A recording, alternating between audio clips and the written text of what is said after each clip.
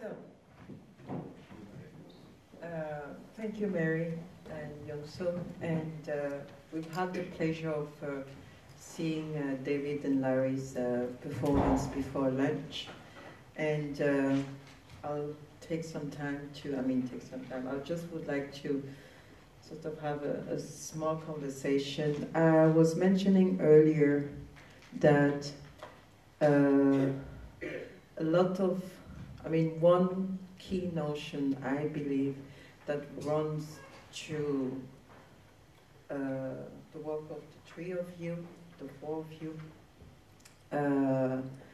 is otherness and othering in a wider sense. And I know that there have been a lot of, how do you say it, thinking and analysis and translations about other and otherness, and but it seems that it's a subject that is endless, and I was most particularly sort of touched by one instance in the work of David and Larry, where in the video they mentioned that they are sort of trying to tell a story that doesn't want to be told, in a way, and also how do you make someone relive a past if it is the last place that they want to recall.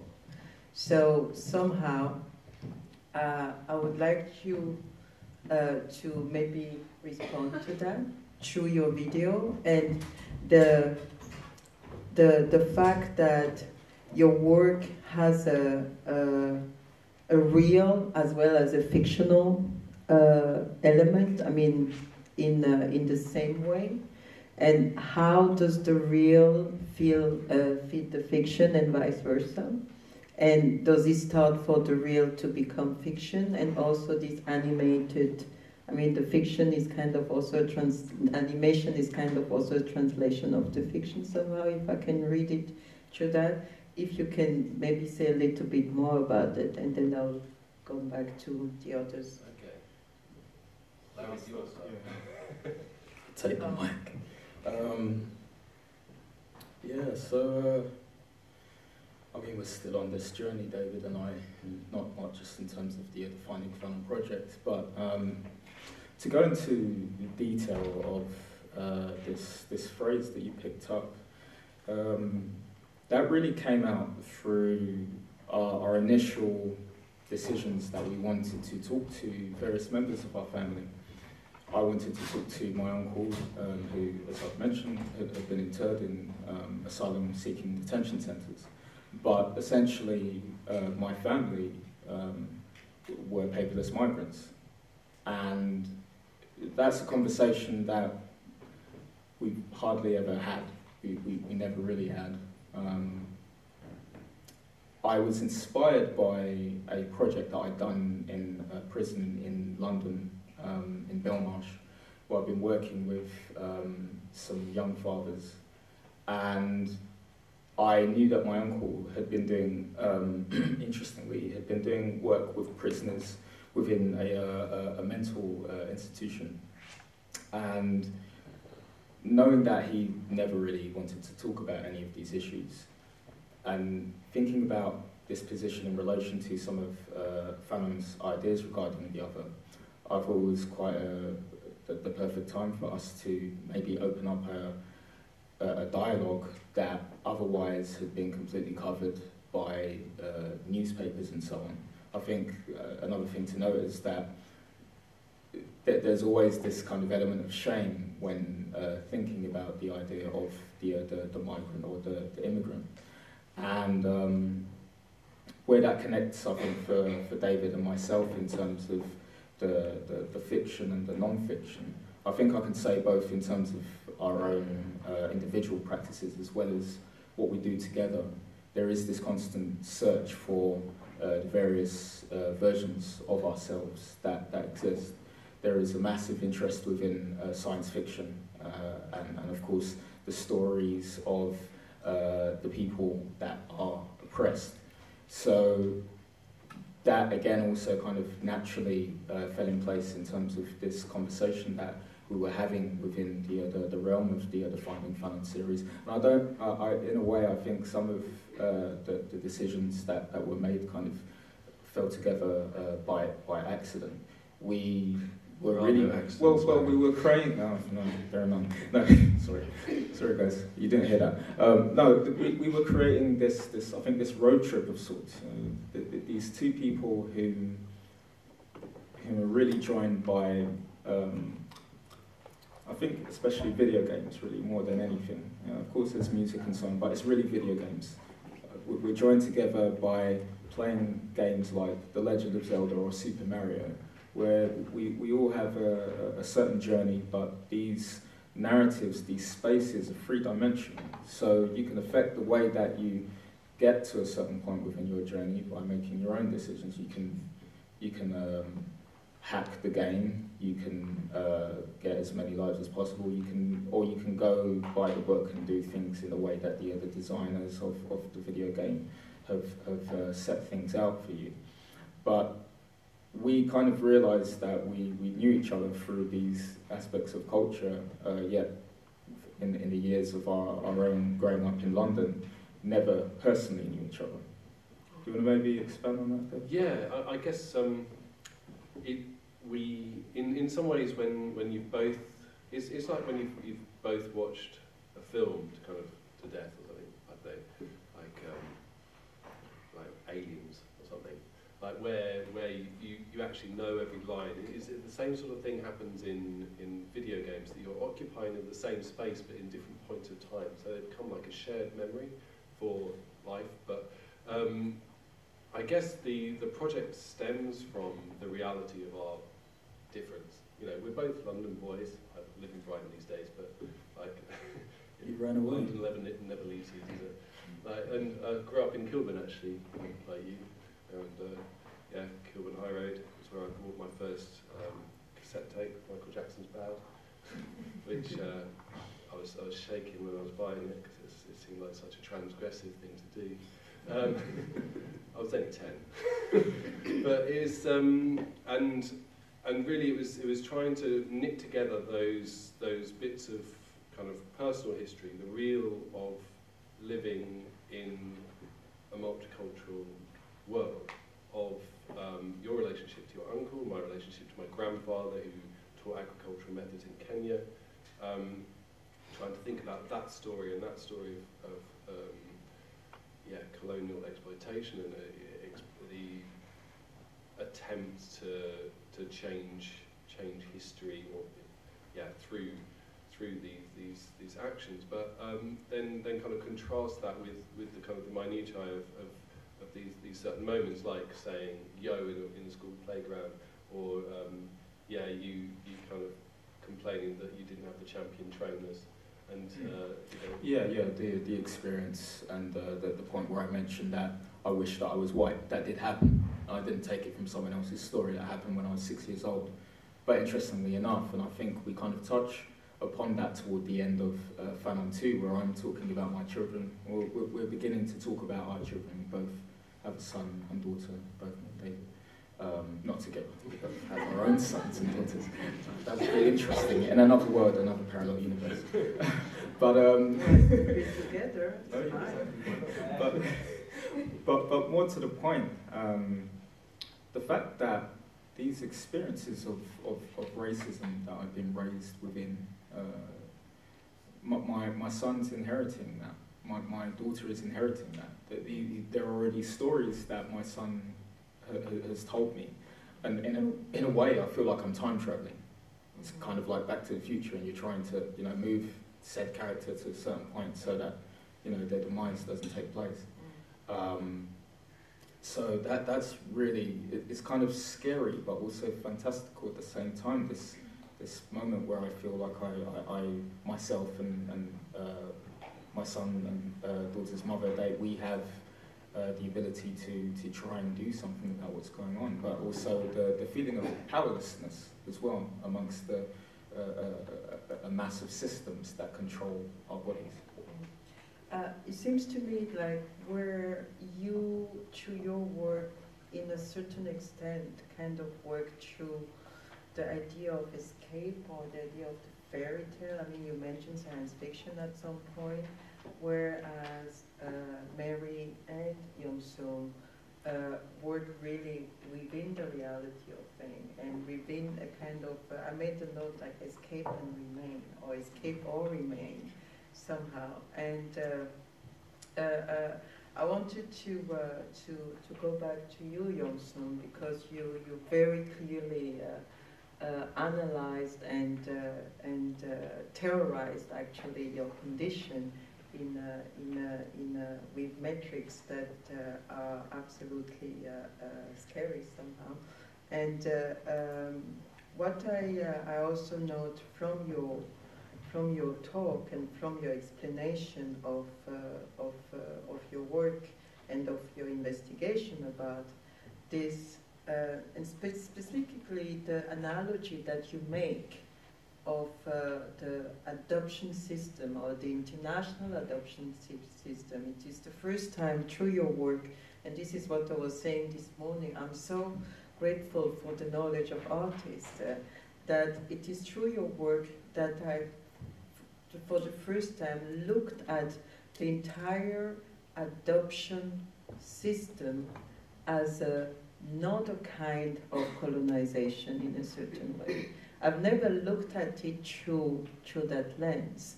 And what you said earlier in your presentation is the loss of the name, the losing the name. So do you want to talk about that a little bit more, and how does that affect you with your personal experience, but maybe also in a kind of analytical and general way? I will try to make it short. Normally I can talk for hours about this. First of all, a lot of transnational adoptees see themselves as the most hidden minority in the world, because we are so internally whitewashed that we do not often not personally realize what has been brought upon us and what has been brought upon our bodies, basically. But when I say that transnational adoption can be looked upon as really a clearly line to the colonial system, and I purposely say colonial system because I really don't believe in the post-colonial. I think we have never left the colonial system. It has just migrated into other realms, like, for example, transnational adoption, is that what we can see in the whole financial setup of the system is that the way the Western world actually pays enormous amount, and we're talking about really an enormous amount of money, around 80,000 euro per child is paid. This amount of money creates actually what we call orphans or paper orphans, meaning that the exploitation system is very, very clear. We can also see upon which countries actually is working within transnational adoption system are very traditionally the old colonialized countries, meaning Southeast Asia, Africa, very strong countries according to giver countries, and the States and the old Europe as very strong, especially Scandinavia, as very strong takers of children from abroad. And what happens is within this internalized whitewashing is, of course, also that papers are falsified, which means that you lose, on an individual level, you lose all your basic rights. The UN Convention of the Rights of the Child states that a child has a right to know its origin. It's just just not a need, it's also a right. So it's like a basic human right that you take away by falsifying papers, by changing names, by denying language, by denying culture, access to culture, because when you as an adult try to return to this, it is impossible to actually have a whole, but you can only reconstruct it. And the way you reconstruct it is within the white gaze. So you are kind of double trapped all your life in this, because you do not have any tools, you do not have any means to actually try to claim back what was taken from you.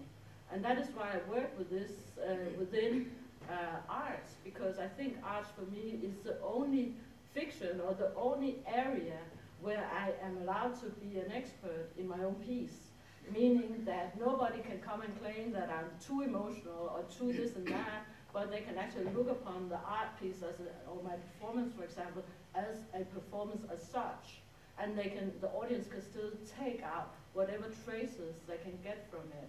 Whereas if I work with transnational adoption within the activist world, I'm very often trapped into a lot of rhetorical, what I would call ruler techniques of not being an expert enough, or being too emotional, or being a woman, or being whatever people can come up with in order to silence me. So I hope that was a little bit.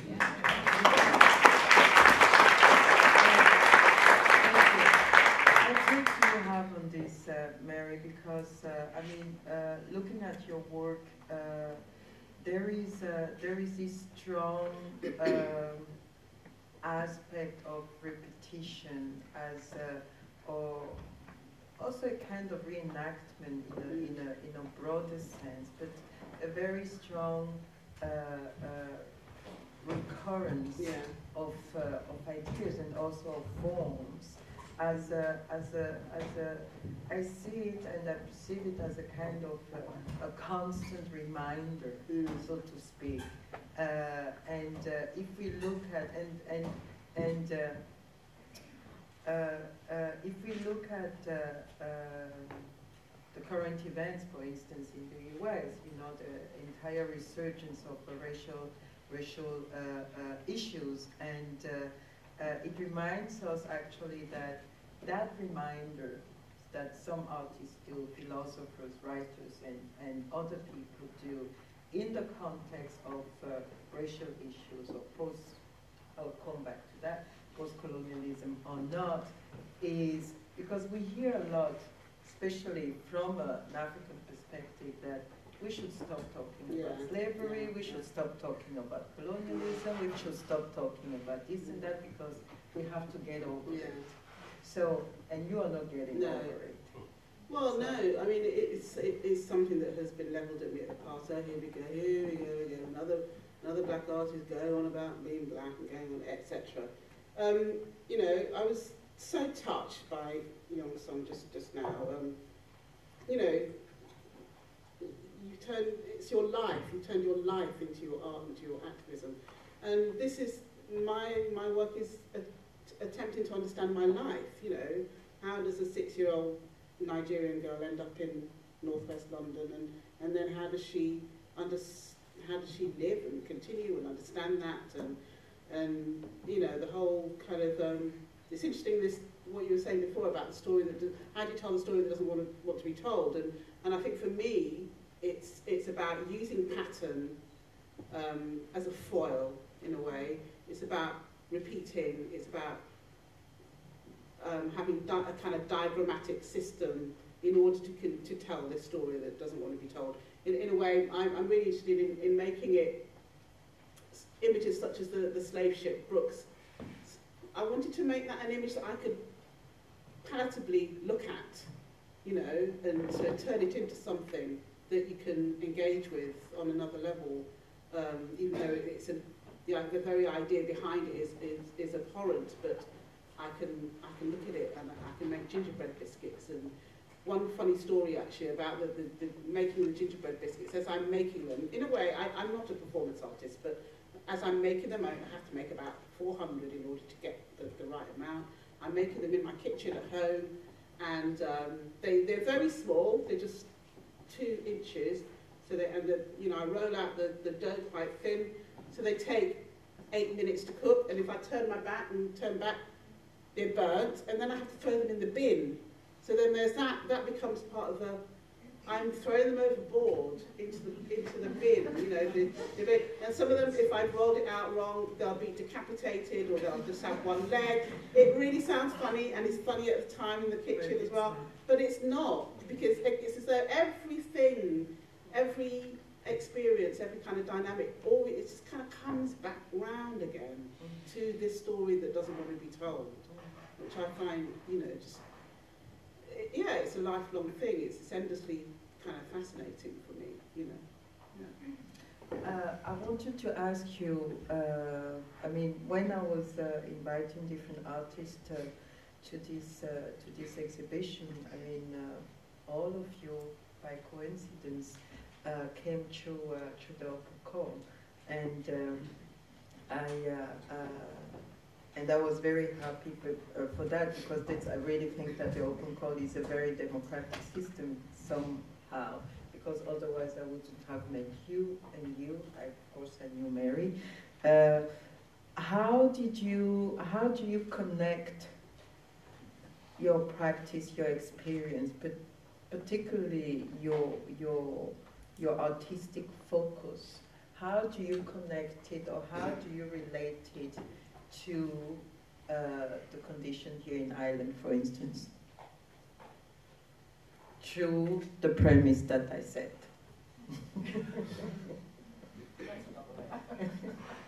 Shall I'll answer that, just because I feel as though I can just dispatch it quite quickly. Just in terms of, like I said, in terms of just my very growing up in County Kilburn in London, and you know, when I wrote my proposal for the work here, I didn't have to think very far back or very much about those experiences I had with Irish friends at school and literally just playing in our street, and how there was this. My street was full of immigrants, as I said briefly in my talk. You know, we were from West Africa, from the Caribbean, from Ireland, and from India. All mostly girls, just all playing all these English games on the pavement, and so for me, and then in my 20s, going to see the Pogues. I mean, the Pogues is a London Irish band, and you know, what is a Nigerian born 20-year-old doing being into the Pogues? But it was part of the general kind of popular culture of the time, and I just really got into it. You know, I've got albums. I'm not kind of making it up. I've got the albums at home, and so for me, it was just this thing about, oh, here we go, talking about race or whatever. It's not. I don't always talk about race or about being black. For me, the bigger story is the migrant story, whatever that might be, whether it's to do with the Chinese blue and white porcelain migrating from that part of the world to this part of the world, whether it's to do with Irish immigrants, and the very, very similar experiences that Irish and Afro-Caribbean people had in the UK in general, in London in particular, in the kind of 50s and 60s and 70s, and I felt a real affinity with it, and it was just a really nice excuse to listen to the Pogues for about a month again, just as I was kind of getting into the thinking about the show. David, I mean, Larry, you were shaking your head off. Yeah. No. And you, Larry, also. No, David, Larry, sorry. Okay. Yeah, we always agree that that's not true. Well, Mary mentioning the experience of being in school and playing with other kids, Irish kids, I think that took me straight to my own experience of growing up in Bethnal Green and seeing you know, the sign in a couple of pubs at the time. It's strange because Bethnal Green now is just the hipster joint, really. But at the time, seeing notices in a couple of pubs, you know, no dogs, no blacks, no Irish. And then also hearing on like the school playground, these silly, weird jokes, like variations of there being an Englishman, an Irishman, and a Scottishman. And the Irishman always, you know, pays the price of whatever activity that's taking place and happening. But also, I think my experience of witnessing the various relationships that my mum built with different people within the community, and it tended to usually be white Irish people when it came to, you know, white people, because there was this conversation with regards to the various struggles where the similarities that took place. So considering the context of the show, it was just a no-brainer, really. I mean, the ideas that David and I were beginning to bridge together, I would say, with regards to our own respective practices, because I wouldn't say that we've just kind of struck up this idea all of a sudden. I think it's happened through a series of events for our own individual journeys. Yeah, just reading the proposal that was there, it just felt like the perfect place to have that conversation. You want to say something, last thing, before we open to the floor? Sure. I mean, I was just going to say that it's, yeah, I mean, there's constantly this thought that somehow, I don't know, race is an issue that's going to go away or something, and it's just absurd kind of thing, and the whole Brexit situation has made it even more evident that actually, you know, the racism is always there. It's just, you know, now it's kind of coming to the surface again. It's been legitimised, and we have to keep making this work to try and show people that you know, there's some way out of this. It's not, we don't have to enter this totalitarian nightmare. Sorry, Miss May. I come from Denmark. I must say I had no relationship to Ireland as such, which has changed now, substantially. But I come from Denmark, and actually we have in Denmark 3 leftovers from the colonial time, where we have colonized islands with a white population. It's Faroe Island, it's Iceland, and actually and Greenland, but it's not a white population. It's a colored population. But it's also actually we still have leftovers from Sweden and Norway. And the thing is, what I know and which I imagined would be similar, and please correct me because I am very, very ignorant about the Irish situation as such because I did not have any direct reference. But I imagine the same kind of stigma that are in Faroe Island, especially in Iceland, about Denmark, must be the same somehow in Ireland. For example, in Iceland still and on Faroe Island, they are forced to learn Danish in school because Danish was the ruler language. So they still have their original language, but you know the laws, all the public papers are still being written in Danish. Iceland have fought that very strongly and actually reintroduced their own language in a very, very conservative, rigid way, which I absolutely adore, as opposed to the Danish language. But in Greenland and in Faroe Island, Danish are still mandatory, and most people from Iceland do speak Danish as well still, because it's still mandatory in school. So that's one thing. The other thing is there's a very strong oppression within the law system. It is still so that Greenland, Faroe Island, and Iceland have a place in the Danish parliament, but only 1 seat. But that also means in order to have that place, we actually have a saying in their law system, which is totally obscure compared to the fact that it's supposed to be independent. And thirdly, what I can say about these 3 areas is like financially, it takes them a really, really long time to recover financially. They're always suffering and having a very hard time to regain like a financial power that they had before, because Denmark actually imposed a change in the very natural financial ecosystem that each country had. So this was kind of the relationships I had when I thought about Ireland. Thank you so much. I would like to open maybe to 2 or 3 questions because we are running out of time, and I really want to be here for the next panel. So if you have any questions or comments or suggestions that you would want to share with us, this light is really very strong. I don't know if we can put it a little bit down because I cannot see or look into the audience. Yeah, there is someone up there.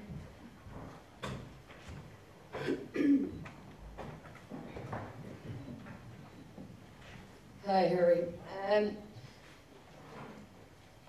Okay, I'm a little nervous because I don't really talk like that in general, but what do you guys think about the singularity that's occurring now in the world, that everybody is this idea, okay, so colonialism has occurred already, we've all been colonized, even the human body's been colonized, the world has been colonized, we've created what we've created. I'm just questioning the singularity now that is occurring is this virtual realities and how everybody's being fed into these realities. as much as we can talk as artists and we're creating as much, we are doing a lot of work. I guess in a sense, we've lost the language. We've lost our origins of where we came from. We speaking one language. Yeah, I mean, yeah, that's what I'm trying to say. I don't know. Maybe. Well, I guess you're trying to say that we are all colonized by technology. Is that what you're sort of hinting at? In a sense, yes. Yeah. I have my kind of personal position about it. I think that we are made to think, I guess, that we are becoming this kind of, maybe in the ladder of human evolution, that we have got to this point exactly where we are all, as you say, colonized, and we are all the same and responding to the same kind of power, be it visible or invisible. But I think that I surely don't believe that. I mean, if we see, I don't have any statistics, but first of all, I don't think that of the 6 or 7 billion people that we are in the earth, that the majority has access to these tools that we consider here, or people consider in the West as totally normal, first of all. And second, even if everybody has access to those tools, there are luckily still a lot of people who don't abide to those rules, and on a maybe third level, we all have high potential of addiction, and technology is highly addictive, and not everybody becomes an addict to it or only lives by it. So it leaves, what I want to say basically is that it leaves a lot of room and a lot of, space for acting or enacting or thinking or, performing and being in another way. Whereas cultural and racial kind of stigmas, technology or not, these are very enduring patterns that are repeating themselves over and over again by a miraculous system of,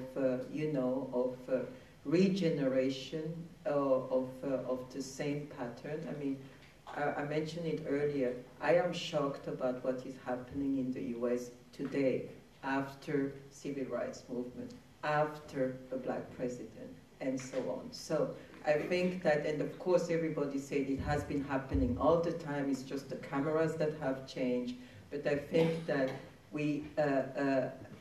this is something that I think it is laid on cultural and racial stigmas. It's not necessarily. I think we can be developed as we want in the terms of material development, which register I put technology, but the real human development is laid somewhere else. I don't know. I was speaking too much. Do you want to? I just have a few comments on the. I think it takes a while. Yeah, it does. I just have a few comments because what I see with technology is a lot of the colonial oppression system is reproduced within that. First of all, the price per bandwidth. If you compare like what you pay in the States and Europe compared to what certain countries in Africa, for example, have to pay, it is like manifold, which is like just another opportunity to capitalize from a certain technology that is very much a Western product or Westernized product. Second of all, the whole code language is constructed upon the English language, which means that it's not as easily accessible in order to make want to make money or business or just learn for a huge part of the world. And thirdly, I have finally come to understand that certain technology is also constructed with a built-in racism, which is very, very strange. For example, you know, the software in photography systems cannot depict black people or dark colored skin very well because it is built upon measuring upon light-skinned people. So it's a really, really interesting, like I was flabbergasted when I saw that. It's really very interesting. So I think the discussions we have today, even though we bring it into the technology realm, we can just as well continue it there, you know. We can take one more, and then we would like to hand over to the next panel. So, hi, I see in your work a lot of trauma. So, whose work? All of the presenters who are sitting on the stage. I'm not enough. No, sorry, I'm clear. But I guess even in curatorial as well, the idea of embodied trauma or cultural trauma, and I guess coming from a very physiological PTSD kind of methodology of the idea of wanting to repeat a story over and over again to try and understand it. I guess where I'm coming from as an artist and curator that got burnt out and then became a humanitarian worker, I spent about a year doing disaster response, and in the first half of that year I was listening to people telling me their stories. So they will tell me, my house fell down, you know, these stories over and over again, and I'd kind of try and respond and try and solve it. And then I was on disaster response in Nepal after the earthquake there, when there was another one and I was in the earthquake, so suddenly I was the person who also had trauma, and suddenly I really, really understood what was happening in this telling of the story. And so when you're talking about being able to have a space through art through which a person doesn't respond and say, here is a solution, or why don't you do this, or isn't it terrible, where you literally just have the space to say, this is what's going on with me, and I need to say this over and over again as a therapeutic process, as a way of dealing with PTSD. So my job was actually listening to people's stories and documenting what was happening to create baseline data to respond with. And then it actually turned into a communications project. And then actually came into a project that involved arts practices. So we started seeing that children were drawing helicopters over and over again as a way of understanding why there's so many helicopters around them. And instead of saying the helicopters are going away, you just have to give them that space to draw those helicopters. And I'm seeing that in art as well. That's instead of saying, especially in social engaged practices or practices that are political, art isn't actually a way of dealing with making through something better, it isn't creating societal change, it's a way of actually owning that space, of communicating a message and actually being quite vocal about certain type of trauma without having to sit there and let someone try and solve it for you, because that can be really offensive and very, very disrespectful, and try and minimise actually the overwhelming size of that trauma. That sometimes you need to actually let it have that space, and it was really nice. Throughout the exhibition, I could see that in some of the works, but actually throughout the, especially Yong Sun, what we were saying about having a space through art to really own what you're trying to say and not have any kind of argument come back at you. You know, that was really meant a lot to me. Thank you very much. I think we won't take a break. We transition immediately from memory and trauma to architecture. That also buries a lot of memory and trauma somehow, but I'm sure the next panel will be more joyful than we were. Thank you.